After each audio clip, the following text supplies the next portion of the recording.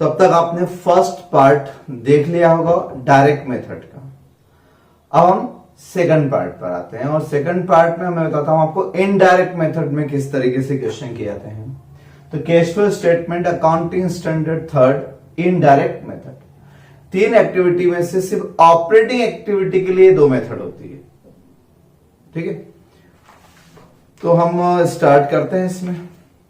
Number 1 अपना वही cash from operating activity, cash flow from operating activities.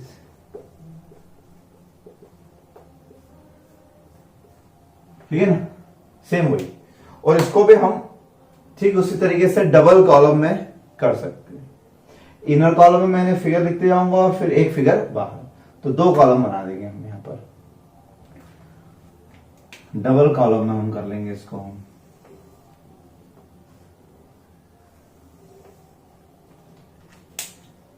और number 1 इसमें लिखा था net profit during the year. Net profit during the year. अब net profit during the year क्यों? तो मैं एग्जांपल के तौर पे आपको वापस से प्रॉफिट एंड लॉस अकाउंट बना देता हूं, ट्रेडिंग P&L अकाउंट, जहां आप सेल्स भी लिखते हैं, क्लोजिंग स्टॉक लिखते हैं, opening, purchases, direct expenses, gross profit आता है, ग्रॉस प्रॉफिट इधर आता है। ठीक है, और अगर कंपनी का क्वेश्चन है तो डेफिनेटली आपका ट्रेडिंग अलग से नहीं बनता, पूरा P&L एक ही बनता है, मतलब उसमें जीपी अलग से नहीं होता है। तो वर्टिकल फॉर्मेट में भी आ सकता है, वर्टिकल फॉर्मेट है कंपनीज में। फिर यहां पर इनडायरेक्ट एक्सपेंसेस भी होते हैं। इनडायरेक्ट एक्सपेंसेस में आपका सैलरी हो सकता है, रेंट हो सकता है, इंश्योरेंस हो सकता है, डेप्रिसिएशन हो सकता है, ट्रांसफर टू रिजर्व हो सकते हैं, गुडविल रिटर्न ऑफ हो सकता है। ऐसे बहुत सारे पॉइंट होते हैं, आपने देखा होगा। यहाँ प्रॉफिट या loss, loss on sale of asset, asset बेची तो उसका लॉस यही तो आता है, सेल ऑफ असेट। और प्रॉफिट हो तो इधर आता है, profit on sale of asset. Interest income अगर है तो वो यहां आएगी। इस तरीके से आपका net profit during the year. ठीक है, तो अगर प्रॉफिट एंड लॉस अकाउंट दे रखा है तो प्रॉफिट उठा लेना, नेट प्रॉफिट वहां से उठा लेना। और डेफिनेटली वो प्रॉफिट आफ्टर टैक्स होगा, क्योंकि आपने देखा होगा फॉर्मेट में कि यहां पर टैक्स प्रोविजन भी माइनस होता है। तो प्रॉफिट किस तरह का दिया है क्वेश्चन में, वो क्वेश्चन पे डिपेंड करेगा। बिफोर टैक्स भी हो सकता है, आफ्टर टैक्स भी हो सकता है। मेरे हिसाब से हमेशा कौन सा उठाना चाहिए, आफ्टर टैक्स। क्वेश्चन में दोनों फिगर दिए होते हैं, पहले बिफोर टैक्स फिर टैक्स माइनस करके आफ्टर टैक्स। तो आफ्टर टैक्स वाला net profit during the year उठा लो, जो भी नेट प्रॉफिट है। या तो P&L से। P&L ना दिया हो सर तो क्या करेंगे? P&L अगर ना दिया हो तो फिर आपके पास एक तरीका है, closing profit and loss account minus opening profit and loss account. आपने देखा होगा बैलेंस शीट में अक्सर क्या होता है, कोई भी एक क्वेश्चन उठा लो, नोट्स का सेकंड नंबर क्वेश्चन देख लो, दिख रहा है? एक बार स्क्रीन पे भी देता हूं, क्या लिखा है इसमें। इसमें प्रॉफिट 1 जनवरी को 2 लाख था P&L अकाउंट, और 31 दिसंबर को 350 हो गए, तो बढ़ के हो गया भाई। इसका मतलब आपने ड्यूरिंग द ईयर में नेट प्रॉफिट कितना कमाया होगा, 1.5 लाख रुपए। ठीक है ना, 2 लाख पहले था और अभी कितना क्लोजिंग में 3.5 लाख, तो यहां से उठा सकते हैं। और यहीं से उठवाऊंगा हर क्वेश्चन में। नीचे दिया भी होता है कई बार क्वेश्चन में, ऊपर भी दिया होता है, नीचे भी दिया होता है, तो कंफ्यूजन होता है बच्चों को, सर ये नीचे नेट प्रॉफिट लिखा है, ये उठाएं कि ये वाला। तो मैं हमेशा कहूंगा बैलेंस शीट वाला। क्यों? क्योंकि बैलेंस शीट में जो प्रॉफिट होगा कंफर्म वो प्रॉफिट आपका after tax, after transfer to reserve, after all appropriation होगा डेफिनेटली। क्योंकि बैलेंस शीट में जो जाता है वो कौन सा जाता है, सब कुछ प्लस माइनस होने के बाद, यानी उसमें से डिविडेंड है तो वो डिविडेंड भी डिस्ट्रीब्यूट हो चुका है, जर्नल रिजर्व में ट्रांसफर तो वो भी हो चुका है, इसलिए वो प्रॉफिट में आपको कंफर्म रहेगा कि ये आफ्टर एप्रोप्रिएशन है। और P&L अकाउंट का ये जो प्रॉफिट होता है ये आफ्टर टैक्स होता है, लेकिन आफ्टर एप्रोप्रिएशन नहीं होता है। इसके बाद हम इसमें से ट्रांसफर टू रिजर्व भी करते हैं और कई बार हम इसमें से डिविडेंड भी बांटते हैं, तो इस प्रॉफिट में और इस प्रॉफिट में डिफरेंस भी आ सकता है आपका। तो सारे पॉइंट 1 बाय 1 हम करेंगे, श्रद्धा और सब्र रखना, सारे पॉइंट आएंगे। इस तरह के क्वेश्चन भी आएंगे जहां प्रॉफिट में डिफरेंस आएगा, उसको क्या मानना है सर, तो सब बताऊंगा। फिलहाल आपको अभी मैं बता रहा हूं कि आपको प्रॉफिट निकालने का एक तरीका तो ये हुआ। दूसरा तरीका ये कि कंपनी की बैलेंस शीट में अक्सर आपको P&L अलग से नहीं दिखता है, कई बार सीधे वो रिजर्व्स एंड सरप्लस लिख देते हैं। तो ठीक है, closing reserves and surplus minus opening reserve and surplus.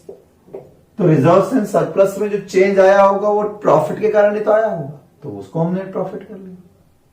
ये तरीका है, ठीक है, क्योंकि प्रॉफिट गया तो डेफिनेटली कहां होगा, रिजर्व्स एंड सरप्लस में। अब इसमें आपको करना ये, अब हम इनडायरेक्ट मेथड से पढ़ रहे हैं। इनडायरेक्ट मेथड मतलब उल्टा चल रहे हैं। उल्टा मतलब क्या, ये जो प्रॉफिट आपने कमाया 50,000 रुपए, क्या ये कैश प्रॉफिट है? ये कैश प्रॉफिट कब होता है? अगर आपने सारी सेल्स कैश में की होती, सारी परचेज, सारे एक्सपेंसेस सब कैश में किए होते, नॉन कैश कुछ किए ही नहीं होते, तो कैश प्रॉफिट होता है। तो इस पूरे P&L अकाउंट में तो सब एक्रूअल कंसेप्ट से सब गड़बड़ हो गई। सैलरी जरूरी थोड़ी ना पूरे साल भर की दी हो सकता है आउटस्टैंडिंग। तो इस कारण से हम इनडायरेक्ट मेथड में उल्टा चलते हैं, और हम इसमें एडजस्टमेंट करेंगे। क्या एडजस्टमेंट करेंगे? हम एड बैक कर देंगे non cash, non operating items, non cash non operating items add back कर देंगे। यानी जैसे डेप्रिसिएशन, ये लेस होने के बाद आया, मान लो 5,000 डेप्रिसिएशन है, तो ये लेस होने के बाद आया, जबकि डेप्रिसिएशन के लिए कोई कैश दिया होगा क्या आपने? तो नॉन कैश है। Preliminary expenses return of, goodwill return of करना मतलब कोई अकाउंट का बैलेंस राइट ऑफ कर देना, P&L ट्रांसफर कर देना, ठीक है। तो इस तरह की चीजों में कैश थोड़ा ना गया, इसका मतलब आपका कैश तो ज्यादा होगा, और ये तो माइनस होके आया, तो इसको वापस एड बैक, उल्टा चल रहे हैं, जोड़ दो, जो घट गए हैं उनको जोड़ दो वापस।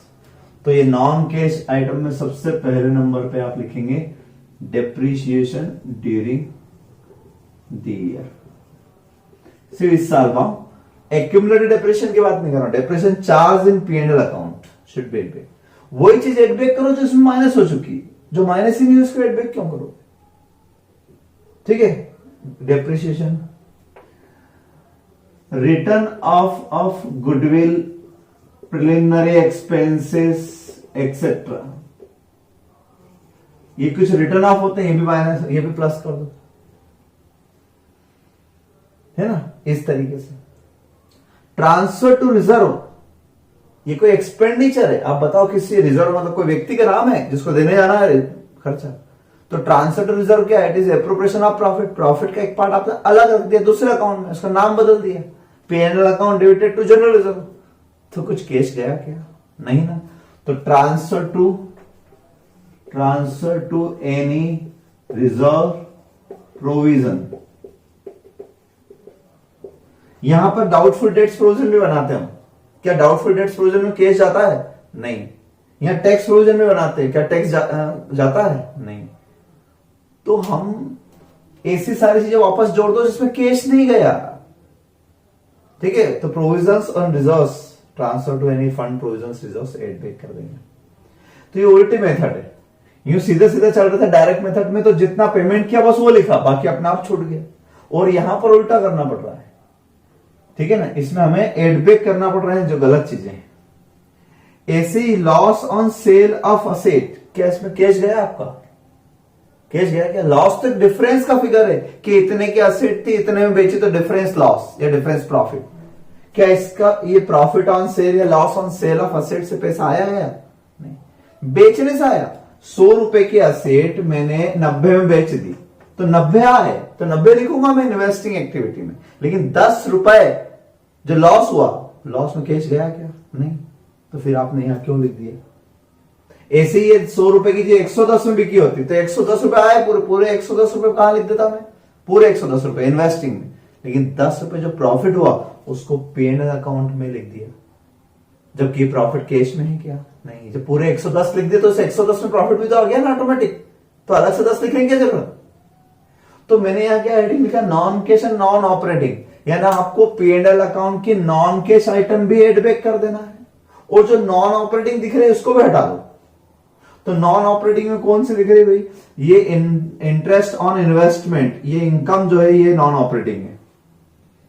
ये इंटरेस्ट ऑन डिबेंचर्स होता है यहां पर, ये हम मान लेते हैं इंटरेस्ट ऑन डिबेंचर्स से, तो ये भी नॉन ऑपरेटिंग है, फाइनेंसिंग में जाएगा ना, तो ये भी हटा दो। अब इसको कैसे हटाए, तो इसको हटाने का तरीका ये है कि ये वाली चीजें माइनस हो गया ये, तो उसको प्लस कर दो, यानी इस प्रॉफिट में ये माइनस हो गया है तो उसको वापस क्या कर दें, एड पे जोड़ देते हैं, तो जोड़ देते हैं। अच्छा एक और ये बात, प्रॉफिट लॉस भी लिख देता हूं मैं, तो loss on sale of asset, fixed asset, investment, इनको बेचने पर जो प्रॉफिट लॉस हो वो भी एड बैक कर देंगे। और अगर प्रॉफिट हुआ है, profit on sale of fixed asset investment, तो उसको माइनस कर देंगे। माइनस क्यों कर देंगे, क्योंकि वो उस प्रॉफिट में जुड़ा हुआ है, तो उसको क्या कर देंगे हम, profit on sale of investment minus कर देंगे। ऐसे ये चीज इसमें जुड़ी हुई है प्रॉफिट में, जबकि ये नॉन ऑपरेटिंग है, ये इन्वेस्टिंग एक्टिविटी में जाएगी, तो उसको भी हम क्या कर दें, माइनस। तो इंटरेस्ट, या फिर ऐसा लिख देता हूं इनकम ऑन इन्वेस्टमेंट, ये माइनस के आइटम, और ये फाइनेंशियल एक्टिविटी है, तो ये माइनस हो गया है, तो उसको क्या करें हम, प्लस। यानी अगर ये नहीं लिखे होते 1000 तो यहां पे 51 आते कि नहीं, तो जो जो चीजें ये नहीं लिखी होती तो उससे हमारा प्रॉफिट बढ़ता ना, तो मैं बढ़ाते जा रहा हूं, ठीक है। Interest on debentures, dividend on share capital, ये सब एड बैक कर दो।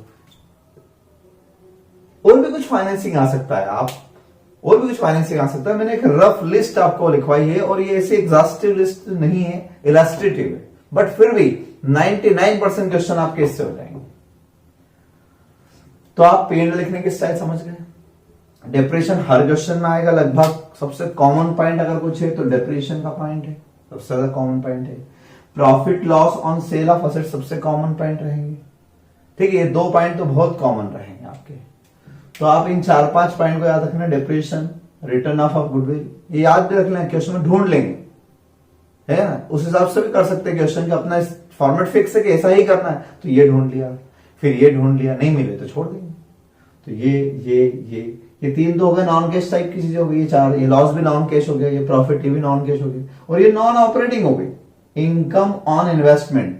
यहां क्या करेंगे, अच्छा एक बात ध्यान रखना, यहां क्रेडिट है इसलिए माइनस किया, यहां लिखे ही नहीं है, ये लिखे ही नहीं है, यहां पे अलग से लिखे, नीचे एडजस्टमेंट में लिखे हैं, ठीक है, या कहीं और लिखे, पीएनएल में नहीं लिखे, तो पीएनएल के प्रॉफिट में इंक्लूड ही नहीं, तो इंक्लूड नहीं है तो फिर एक्सक्लूड क्यों करोगे आप, तो माइनस भी नहीं करोगे। ये हम वही चीज कर रहे हैं जो इस पीएनएल में गलत हो गई है, रिवर्सल इफेक्ट दे रहे हैं हम इनका, क्या दे रहे हैं, रिवर्सल इफेक्ट।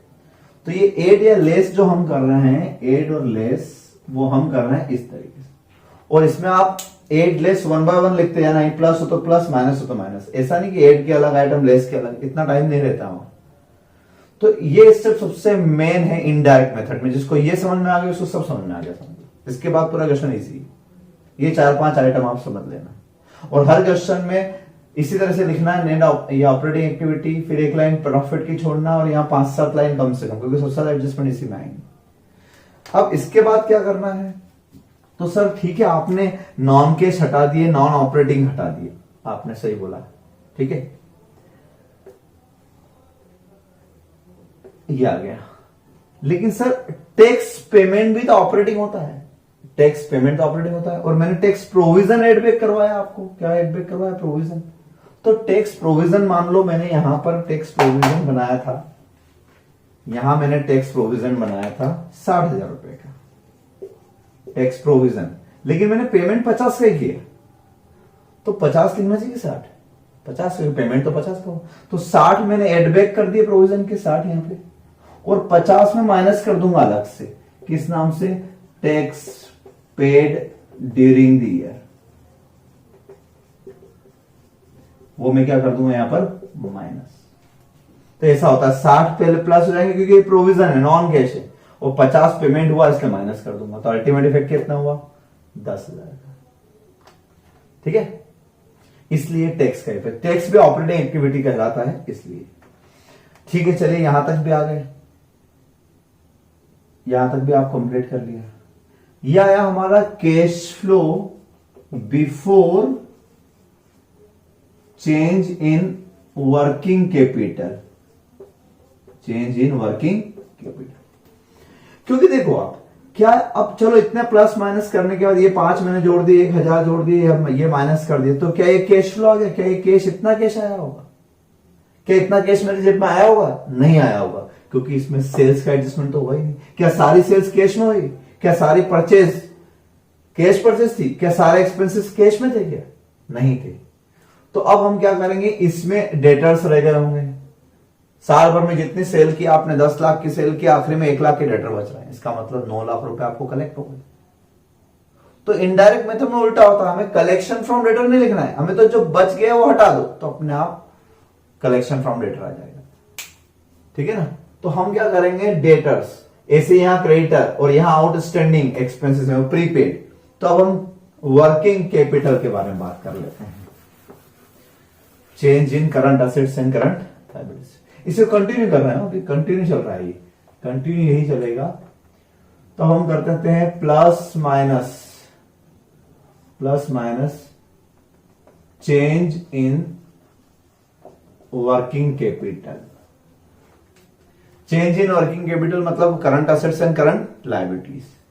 तो आप बताइए, आपको बैलेंस शीट मिलेगी हमेशा। आप देखो क्वेश्चन नंबर 2 में कोई से भी उठा के देख लो, आप कहीं से भी, लायबिलिटी साइड से ज्यादा इजी समझ में आएगा। जैसे क्रेडिटर्स लिखे 50 और 55, बिल्स पेबल 50 और 20, तो बिल्स पेबल को देखो 50 और 20 हो गए।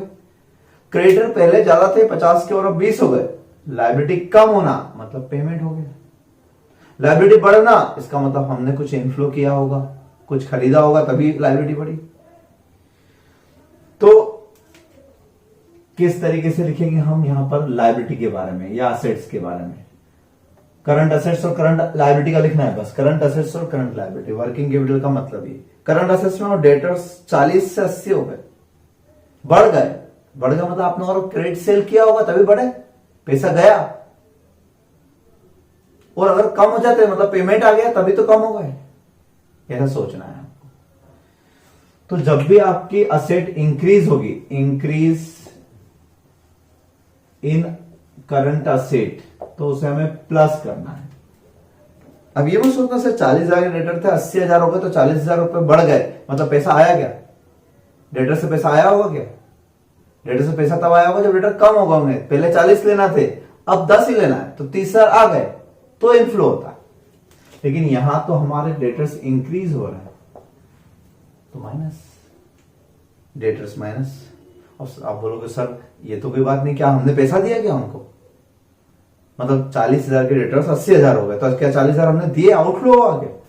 नहीं, ये इसलिए नहीं है। ये इसलिए सोचो आप कि इस प्रॉफिट में जो सेल्स इंक्लूड है, P&L अकाउंट की सेल्स, वो 10 लाख की है। उस 10 लाख रुपए में से 40 पहले भी थे ओपनिंग में, तो 40 अभी मान लो, 80,000 के डेटर और बढ़ गए। इसका मतलब 80,000 की सेल वो थी जिसमें पैसा नहीं आया, उसमें से 40 पुराने थे, तो 40 बचे ना। इसका मतलब 40,000 रुपए का पैसा सेल्स में से नहीं आया, बाकी सेल्स का पैसा आ चुका है। तो 40 का नहीं आया, बाकी का आ चुका है। तो ये इनडायरेक्ट मेथड में ऐसा होता है। ये अपन अकाउंट बनाएंगे तो और सीखेंगे, बट अभी आपको सिर्फ याद रखना है increase in asset. Asset increase हो रही है, इसका मतलब आप इनडायरेक्ट ऐसा समझ लो, असेट बढ़ रही है मतलब मेरा कहीं ना कहीं कुछ तो रिसोर्सेज गया, तभी असेट बढ़ती है। कुछ देते तो असेट बढ़ती है। और डिक्रीज अगर है, डिक्रीज इन करंट असेट से असेट कम होती है, इसका मतलब पैसा आया होगा, तभी असेट कम हो रही। स्टॉक कम हो जाए तो मतलब बेच दिया होगा मैंने। डेटर कम हो जाए मतलब कलेक्शन हो गया होगा, ठीक है, तो पैसा आया। इन्हीं का उल्टा करंट लायबिलिटीज में लिख देंगे।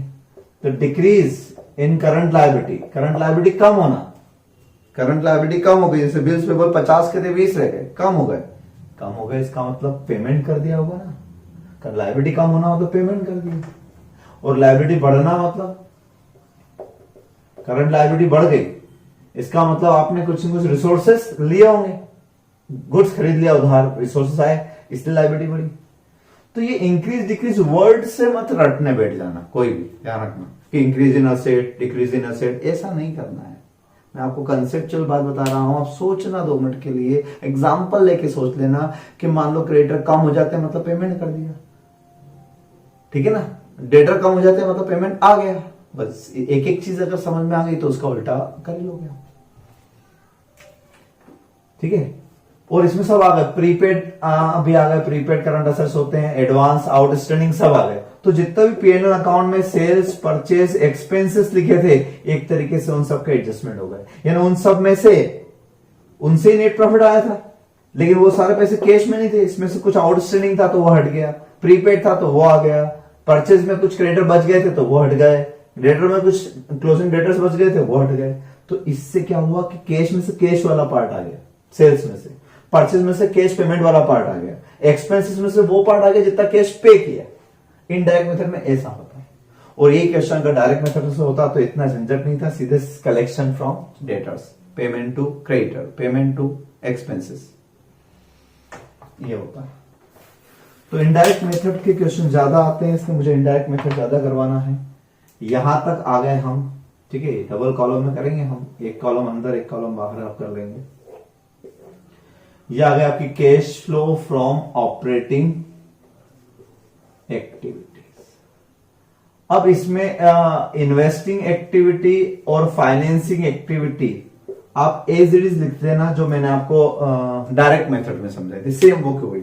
वो इन्वेस्टिंग में क्या, आप sale of fixed assets and investment, purchase of fixed assets, interest dividend on investment, financing में इश्यू ऑफ शेयर वगैरह वगैरह ये सब।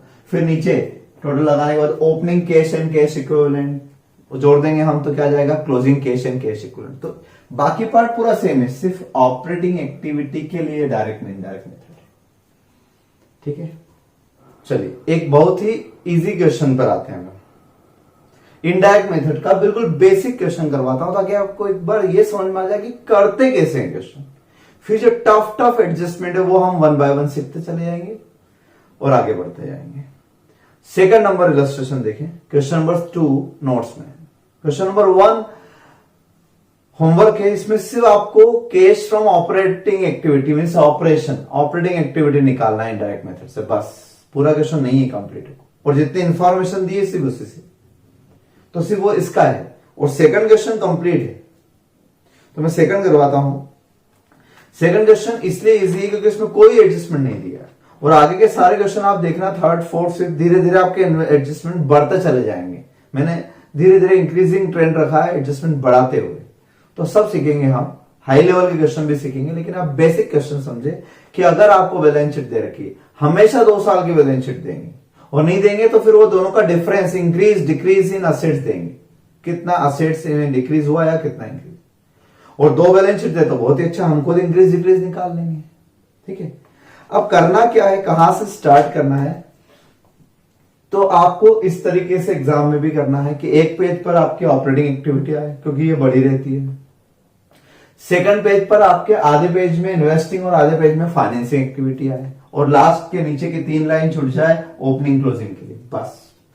फिर जो वर्किंग नोट बनाना है वो आप थर्ड पेज से बनाए। ये आपके हर क्वेश्चन की स्टाइल रहेगी।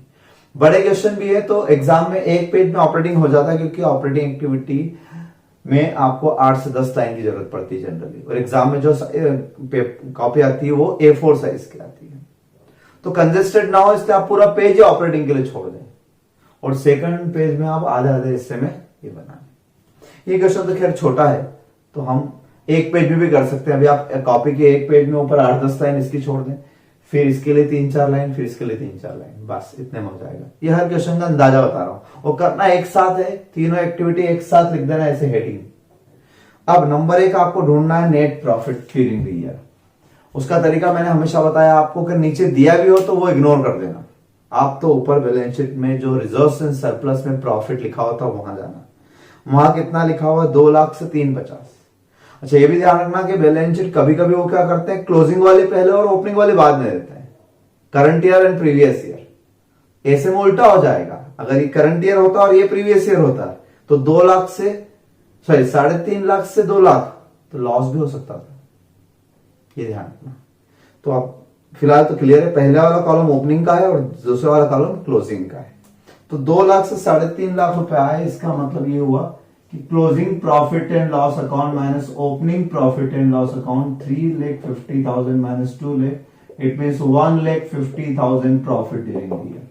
और अब ये P&L से उठाया है, बैलेंस शीट से उठाया है मैंने, तो कंफर्म है कि ये आफ्टर ऑल एप्रोप्रिएशन होगा, सब कुछ इसमें हो चुका होगा, डिविडेंड वगैरह सब।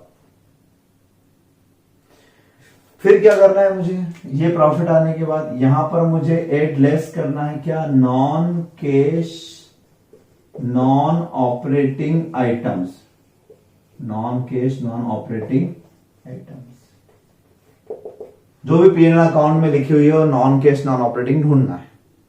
स्वाभाविक बात है, क्वेश्चन में अलग से पीएनएल नहीं दिया है तो हमें खुद ही ढूंढना पड़ेगी सब चीजें। कैसे ढूंढे सर हम, तो नंबर एक मैंने क्या होता है, सबसे कॉमन पॉइंट हर क्वेश्चन में याद रखना, हर क्वेश्चन आएगा ही सही, और वो है डेप्रिसिएशन। वो आपको मिल जाएगा असेट साइड में, आप देख लें असेट साइड में। अच्छा, दो तरीके से मिलेगा, कभी कभी एक्यूमुलेटेड डेप्रिसिएशन वर्ड भी लिखा होता है, या डेप्रिसिएशन फंड वर्ड भी लिखा होता है, या डेप्रिसिएशन प्रोविजन अकाउंट भी बना हुआ होता है। अगर ऐसा हो तो वहां से ज्यादा इजीली आपको डेप्रिसिएशन दिख जाएगा, क्योंकि डेप्रिसिएशन एक्यूमुलेट हुआ, इसका मतलब जो डेप्रिसिएशन अकाउंट का डिफरेंस है वो इस साल का डेप्रिसिएशन है। बट यहां तो डेप्रिसिएशन कहीं नजर नहीं आ रहा है मुझे, तो मैं चलता हूं असेट्स पे। पहले असेट थी 4 लाख की लैंड एंड बिल्डिंग, अब हो गई 2,50,000। प्लांट एंड मशीन पहले 3 लाख का था, अब 2,70,000 हो जाएगा, और नीचे कोई एडजस्टमेंट दिया नहीं है। तो अब आप क्या मानोगे, तो हम ये मानेंगे कि लैंड एंड बिल्डिंग 4 लाख से 2.5 लाख हो गई। क्या इतना डेप्रिसिएशन लगता, थोड़ा कॉमन सेंस लगाना। और वैसे भी लैंड की वैल्यू ज्यादा होती है, बिल्डिंग की कम, तो लैंड पे तो डेप्रिसिएशन लगता ही नहीं। और प्लांट मशीन को ध्यान से देखो, 3 लाख और 270, तो आपको क्या सही एजम्पशन लग रहा है कि प्लांट मशीन पे डेप्रिसिएशन लगा होगा, इसलिए वो 3 लाख की 270 हो गई। लेकिन लैंड एंड बिल्डिंग 4 लाख की 2.5 लाख हो गई, तो क्या 1.5 लाख डेप्रिसिएशन लग गया? नहीं, हो सकता हो आपने पार्ट ऑफ लैंड बेच दिया। तो जो क्वेश्चन साइलेंट रहेंगे इस बारे में, तो आपको वहां अजम्पशन भी लेना पड़ेंगे। तो यहां एजम्पशन, सुटेबल एजम्पशन ये हुआ कि depreciation on plant and machinery तो मैं मान रहा हूं 30,000 रुपए, 30,000, 30,000 रुपए। और ये जो लैंड एंड बिल्डिंग की बात हो रही, लैंड एंड बिल्डिंग 4 लाख के 2.5 लाख, ये 1.5 लाख कम होना, ये मैं सेल मानूंगा। क्या मानूंगा मैं? Sale of land and building. तो 1.5 लाख रुपए मेरे पास आएंगे प्लस में, ये एजम्पशन हुआ, अज्यूम्ड, ठीक है, यहां लिख लेना आपका, तो अज्यूम्ड। कम होता तो मैं इसको भी डेप्रिसिएशन मान लेता, ऐसे सोचना है आपको। और कोई असर दिख रही है? नहीं। अभी हम यहां से चलेंगे क्योंकि ये मेन पार्ट है। अभी आप बची हुई बात बाद में करेंगे हम क्वेश्चन की, पहले हम यहां से चलेंगे। डेप्रिसिएशन नंबर 1 ढूंढने का आदत हो जाना चाहिए। नंबर 2 हो जाना चाहिए आपके पास, अगर आपको पास पीएनएल अकाउंट होता तो goodwill return of, preliminary expense return of, ये सब देते। मैंने लिखा है आपको फॉर्मेट की 4-5 आइटम याद ही रख लो, आदत में डाल लो, हर क्वेश्चन ढूंढना ही। यहां पर गुडविल दिख रही है क्या? हाँ दिख रही है। 1 लाख थी 50,000 रह गई, 1 लाख थी 50,000 रह गई। गुडविल आधी थोड़ी ना बिकती है, तो आप ये थोड़ी मानोगे कि 1 लाख की 50,000 मतलब गुडविल सेल हो गई। नहीं, आप क्या मानोगे? गुडविल रिटर्न ऑफ हो गई, गुडविल रिटर्न ऑफ। तो 50,000 की गुडविल रिटर्न ऑफ हो गई। रिटर्न ऑफ कहां हुई होगी? पीएनएल अकाउंट में हुई होगी, तो पीएनएल को मैंने वापस बढ़ा दिया, क्योंकि गुडविल रिटर्न ऑफ से कैश थोड़ा ना जाता है। और कोई असेट नहीं, प्रिलिमिनरी एक्सपेंसेस वो भी नहीं है, अगर होते तो वो भी देख लेना। तो ये आपको देखने की आदत डालना चाहिए। क्वेश्चन में सीक्वेंस थोड़ी ना दिया, आपको बनाना पड़ेगी सीक्वेंस कि हम करें कैसे। ये तरीका मैंने जो बता रहा हूं इस तरीके से करोगे, कभी गलत नहीं होगा। डेप्रिसिएशन ढूंढ लिया, रिटर्न ऑफ ढूंढ लिया, फिर ढूंढना ट्रांसफर टू रिजर्व्स। क्या लायबिलिटी साइड में और कोई जनरल रिजर्व या ऐसा कोई रिजर्व दिख रहा है? नहीं दिख रहा है, तो कोई ट्रांसफर टू, अगर होता तो जनरल रिजर्व में जो डिफरेंस आता है उसको हम ट्रांसफर टू रिजर्व मान लेते हैं। वो कहां से अप्रोप्रिएट हुआ होगा? प्रॉफिट से, तो उसको एड बैक कर देते हैं। फिर एक और है प्रोविजन फॉर टैक्सेशन, 50 था 65 हो गया 65,000, तो 65,000 तो लिखूंगा ना मैं, टैक्स प्रोविजन। तो मैंने आपको लिखा ट्रांसफर टू एनी रिजर्व और प्रोविजंस, तो यहां पे लिख देंगे। लेकिन 65,000 प्रोविजन नॉन कैश इसलिए यहां लिख दिया, लेकिन इसमें से कुछ तो पेमेंट हुआ होगा, वो मैं बाद में बताता हूं आपको। फिर हम क्या ढूंढते हैं इसके बाद? उसके बाद आप तीसरे नंबर पे, ये 3 हो गई बातें, पहला डेप्रिसिएशन, दूसरा रिटर्न ऑफ वाले पॉइंट, तीसरे पर रिजर्व्स एंड प्रोविजंस ढूंढ लिया करो। चौथे नंबर पे आप ढूंढना करो profit loss on sale of asset. तो फिलहाल हमारे पास किसी भी एसेट की कोई बुक वैल्यू दी है क्या? तो हम कैसे निकालें profit loss? Land and building 4 lakh की थी, 2.5 लाख रुपए बचे, 1.5 लाख में बेच दी, तो 1.5 लाख की थी, 1.5 लाख में बेच दी, मानेंगे ना? 1,50,000 की थी, 1,60,000 बेची, ऐसे कैसे मान सकता हूं मैं? तो इसलिए हम क्या बोलेंगे यहाँ पे, नो प्रॉफिट नो लॉस। होता तो बराबर लिखता मैं। ये 4 पॉइंट आपको याद रखना है। क्लियर है बात? चलिए, तो ये कम से कम 4 आपने अगर याद रख लिया, 5वां तो आपको याद रह जाएगा, वो है टैक्स पेमेंट। क्या हो जाएगा? वो टैक्स पेमेंट। अच्छा, इनमें डिविडेंड भी आ गया, ट्रांसफर टू रिजर्व में डिविडेंड भी आ जाएगा, लेकिन डिविडेंड के बारे में फिलहाल इस क्वेश्चन में नहीं है, वो अगले क्वेश्चन में हम देखेंगे। वो भी एप्रोप्रिएशन है, पार्ट ऑफ एप्रोप्रिएशन। जैसे ट्रांसफर टू रिजर्व होता है वैसे ही डिविडेंड। तो ये आइटम आप ढूंढने की आदत डाल लें। अब क्या करना है सर? तो अब ये करना है हमें कि टैक्स का हिसाब तो यहीं कर दो आप पहले। टैक्स के लिए नीचे कोई पॉइंट दिया है? नहीं दिया। जिस क्वेश्चन में दिया होगा मैं वहां टैक्स प्रोविजन अकाउंट बनाऊंगा और अकाउंट बना के वहां से पेमेंट ऑफ टैक्स निकलवाऊंगा। बट फिलहाल कुछ नहीं लिखा होता है, तो एक जनरल एजम्पशन है that last year tax provision is treated as paid during the year. Last year का प्रोविजन 50,000 है, वो हम ये मानेंगे कि इस साल वो पेमेंट हो गया, और 65,000 जो है ये नया बनाया, इसीलिए तो एंट्री हुई P&L account debited to provision. तभी तो हमने माना कि पूरा P&L से बना है। तो tax paid during the year 50,000 minus एक ट्रीटमेंट होता है, ये कॉमन है। इसका एक और अल्टरनेटिव है। वैसे सही तरीका ये है कि प्रोविजन अलग से दिखाओ, पेमेंट अलग से दिखाओ, लेकिन एक तरीका ये भी है कि इसको करंट लायबिलिटी मान लो, शॉर्टकट। तो अपन इसके नीचे change in current assets current liability लिखेंगे।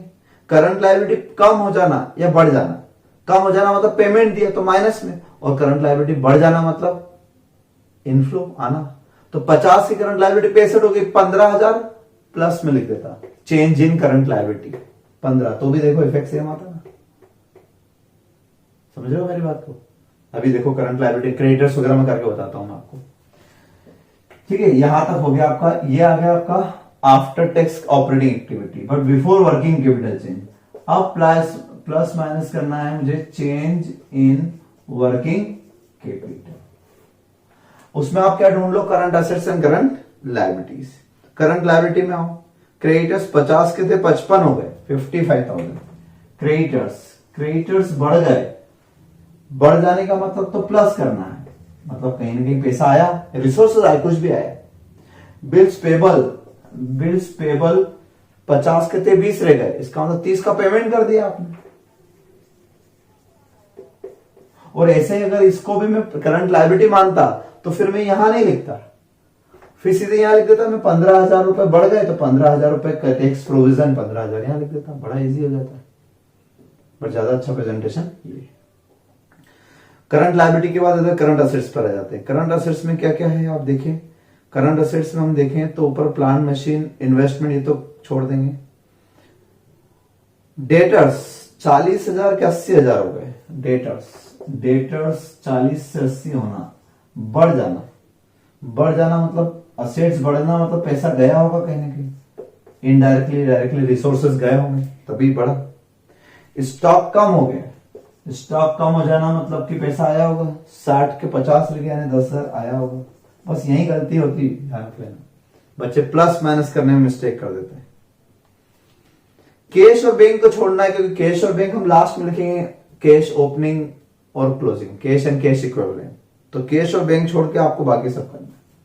तो 99% केसेस में आपको पहले ऑपरेटिंग एक्टिविटी से 1 बाय 1 चल लेना, इस तरीके से आपके मैक्सिमम पॉइंट हो जाएंगे।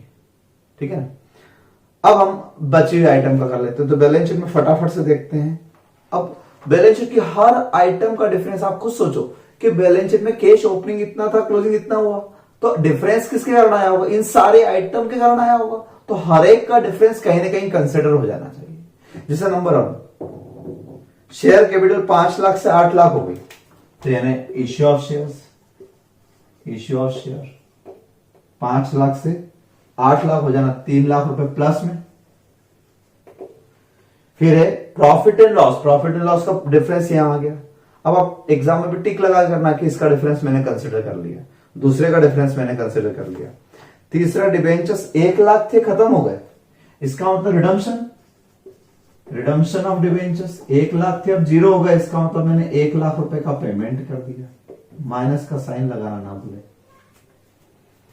बैंक लोन पहले 0 था, 50,000 हो गया, इसका मतलब लोन टेकन, बैंक लोन लिया आपने, बैंक लोन टेकन। पहले नहीं था, अभी यार 50 आ रहा है, इसका मतलब पैसा आया, इनफ्लो। फाइनेंसिंग एक्टिविटी में ये 3 आ गए। तो एक लायबिलिटी साइड की जो फिक्स्ड आइटम रहती है वो फाइनेंसिंग में आएगी। फिर उसके नीचे टैक्स प्रोविजन वो हम कर चुके हैं, ट्रेड क्रेडिटर्स वो हम कर चुके हैं, बिल्स पेबल वो हम कर चुके हैं, चेक भी हो जाएगा इस बहाने क्वेश्चन। सारे आइटम पे टिक लगा लेना, होगा सब चीज। असेट में आते हैं, गुडविल हम कर चुके हैं, लैंड एंड बिल्डिंग हम कर चुके हैं, प्लांट मशीन पर भी डिफरेंस 30,000 का था, वो कर लिया, और कोई डिफरेंस है ही नहीं। इन्वेस्टमेंट पहले नहीं थे, तो परचेज ऑफ इन्वेस्टमेंट खरीदे आपने, इसका मतलब पहले नहीं थे, अब 270 हो गए, तो 2,70,000। अब परचेज ऑफ इन्वेस्टमेंट से हमेशा पैसा जाता है, बस माइनस लगाना मत भूलना। डेटर कंसिडर हो गया, स्टॉक कंसिडर हो गया, कैश और बैंक बचा। तो कैश और बैंक जो होता है वो क्या होता है, यहां तो आ जाएगा net increase in cash and cash equivalent. इसमें हम opening balance of cash and cash equivalent जोड़ देंगे, कैश इक्विवेलेंट। तो ओपनिंग कितना है, ओपनिंग है 40 और 10, 40,000 प्लस 10,000 यानी 50,000 रुपए हम जोड़ देते हैं।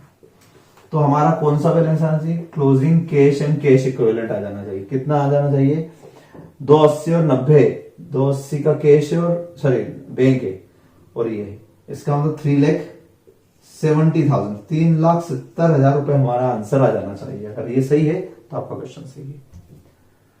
चलिए टोटल लगा के देख लेते हैं हम, तरीका समझ में आ गया आपको। सबसे बड़ा ये रहेगा, मैंने हमेशा कहा ये सब छोटे रहेंगे। तो यहां पर नेट आ रहा है 1,20,000 नेगेटिव, माइनस यहां पर आपका 2,50,000 आ रहा है, 2,50,000 पॉजिटिव। एक एक फिगर बाहर लिखना है यहां, और जगह छूट जाए उसकी चिंता मत करो। यहां पर भी एक फिगर बाहर लिखना है, तो इसको हम टोटल लगा लेते हैं पहले। 1,50,000, 30,000, 50,000, 65,000 माइनस 50,000, 2,45,000, तो यहां तक। और ये टोटल नहीं लगाओ, इकट्ठा भी कर दोगे तो चलेगा। फिर प्लस 5,000 माइनस 30,000 माइनस 40,000 प्लस 10,000, यानी हो गया आपका 1,90,000, 1,90,000, 1,90,000। एक एक्टिविटी, दूसरी एक्टिविटी, तीसरी एक्टिविटी, तीनों एक्टिविटी का अगर नेट कर लेते हैं हम, तो 2 प्लस में है और एक ये माइनस में है। ये आ गया 3,20,000, 3,20,000 रुपए, और इसमें ये 50 जोड़ गए, 370, यानी आपका क्वेश्चन कंप्लीट हो गया। बहुत बढ़िया। ये रहेगा आपका तरीका पूरा करने का। बिल्कुल बेसिक क्वेश्चन है, विदाउट एनी एडजस्टमेंट। तो कम से कम बेसिक क्वेश्चन करने से ये रहेगा, ये वाला क्वेश्चन रिपीट करना आप, उससे आपको फॉर्मेट याद हो जाएगा, करने का तरीका याद हो जाएगा। फिर मैं आपको स्टेप बाय स्टेप एडजस्टमेंट कराऊंगा, तो आपके लिए इजी रहेंगे, समझ में आएंगे। इनडायरेक्ट मेथड इतने आसान नहीं है, ठीक है। चलिए, थैंक यू सो मच।